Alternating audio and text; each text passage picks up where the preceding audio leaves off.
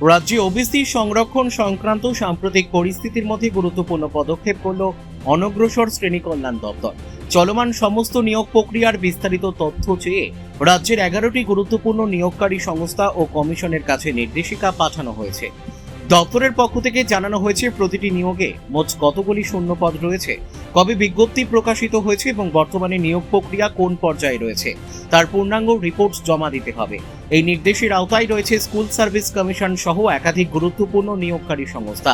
এছাড়াও লিখিত পরীক্ষা, নথি যাচাই অর্থাৎ স্ক্রুটিনি, স্কিল টেস্ট, ইন্টারভিউ এবং প্যানেল তৈরির বর্তমান অবস্থার তথ্যও জানাতে বলা হয়েছে। কোন নিয়োগের কোন ওবিসি সংরক্ষণ নীতি অনুসরণ করা হয়েছে এবং 100 পয়েন্ট রোস্টার কিভাবে কার্যকর করা হয়েছে সেই বিষয়েও বিস্তারিত ব্যাখ্যা দিতে হবে।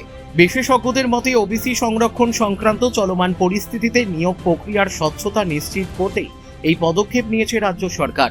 দপ্তরে জমা পড়া রিপোর্টের ভিত্তিতে পরবর্তী সিদ্ধান্ত নেওয়া হতে পারে বলে প্রশাসনিক সূত্রের খবর। কামাখ্যা তারাপীঠ সিদ্ধতান্ত্রিক গুরু প্রশান্ত শাস্ত্রী।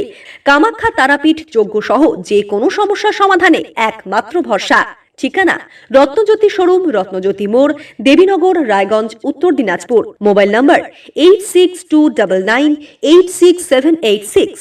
উত্তর দিনাজপুর থেকে রামকৃষ্ণ দাসের রিপোর্ট, কুলিক নিউজ।